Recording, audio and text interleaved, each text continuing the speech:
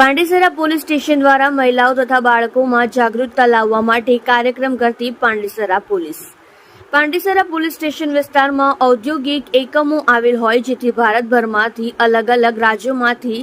શ્રમજીવી પરિવાર પાંડેસરા વિસ્તારમાં પોતાના પરિવાર સાથે મજૂરી કામ ધંધા અર્થે રહેતા હોય, તેમજ શ્રમજીવી પરિવાર પોતાનું જીવન નિર્વાહ માટે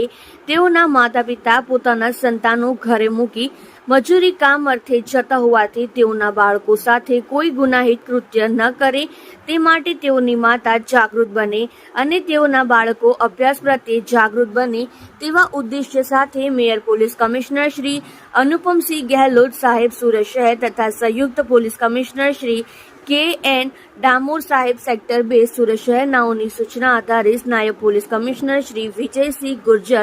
સાહેબ ઝોન 4 સુરત શહેર તથા ઇન્ચાર્જ મદદનીશ police commissioner Shri VR Malhotra સાહેબ H ડિવિઝન સુરત શહેરનાઓએ ઉપરોક્ત સૂચના સંબંધે મુહિમ સ્વરૂપે કાર્યક્રમો કરવા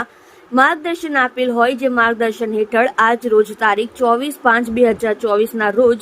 નાયબ પોલીસ કમિશનર વિજયસિંહ ગુર્જર સાહેબ શ્રી ઝોન 4 સુરત શહેરનાઓની અધ્યક્ષતામાં પાંડેસરા પોલીસ સ્ટેશનના પોલીસ ઇન્સ્પેક્ટર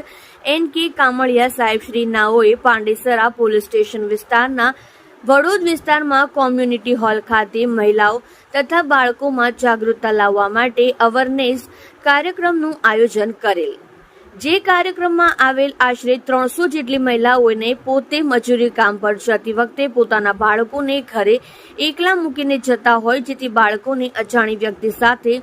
વાતચીત ના કરવી તેમજ સ્કૂલ પર જતી વખતે અજાણી વ્યક્તિ ચોકલેટ આપવાના બહાને લાલચ આપી પોતાની સાથે આવવા જણાવે તો તેવી વ્યક્તિ સાથે જવું નહીં અને પોતાના બાળકોની સંભાળ માટે ખોલવામાં આવેલ ડે કેર અથવા આંગણવાડીમાં મૂકી આવવા તેમજ અભ્યાસ કરતા બાળકોને સ્કૂલમાં જાય તે માટે પ્રોત્સાહિત કરવા તેમજ ગુજરાત સરકારના હેલ્પલાઇન નંબર 100 પોલીસ મદદ 181 મહિલા હેલ્પલાઇન નંબર તથા 1098 બાળકો માટે હેલ્પલાઇન નંબરથી માહિતગાર કરી મદદ કરવા માર્ગદર્શન આપવામાં આવ્યું.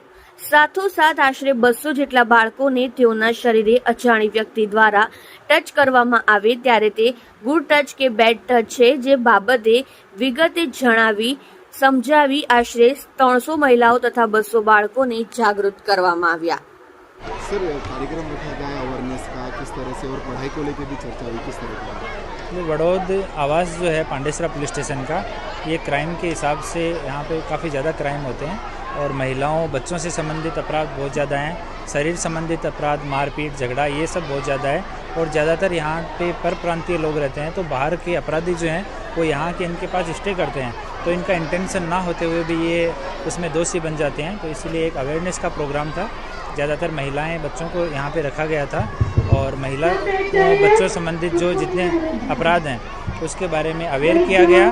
एक यहाँ बहुत सारे बच्चे हैं जिनके पेरेंट्स जो हैं वो दोनों काम करते हैं, तो बच्चे दिन में अकेले रहते हैं, तो कई बार बच्चों संबंधित जो अपराध हैं इनके वो चपेट में आ जाते हैं, तो इसके लिए अवेयरनेस के लिए कहा गया है. और जितने बच्चे स्कूल से बाहर हैं उनका अभी हम C टीम के द्वारा उनको वेरीफाई करवाएंगे और बाद में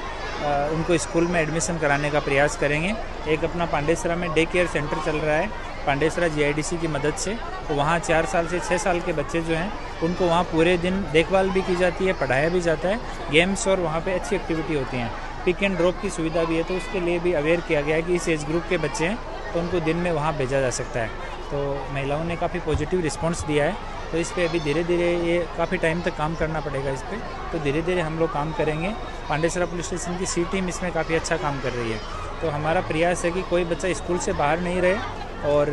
अपराधों की बच्चों संबंधित अपराध सेक्सुअल ऑफेंसेज हैं इनकी चपेट में नहीं आए और कोई आपराधिक तत्व यहाँ आके यहाँ ये मिक्स बस्ती है, अलग अलग जगह के लोग रहते हैं, इसका यूज़ करके यहाँ आपराधिक गतिविधियों को अंजाम नहीं दे. तो इसके लिए महिलाओं ने आश्वासन दिया, उनका रिस्पांस काफ़ी अच्छा है, तो यहाँ रेगुलर हम उनसे मिलते रहेंगे और ये कार्यक्रम चालू रहेगा. कितने बच्चे स्कूल जाते हैं? एक बार हमें पूरा डाटा लेना पड़ेगा. सबसे तो हमारी C टीम को इस काम के लिए लगाया है, तो महिलाओं से बात करके वो डाटा कलेक्ट करेंगे. उसके बाद में जितने बच्चे स्कूल ड्रॉप आउट हैं तो यहाँ SMC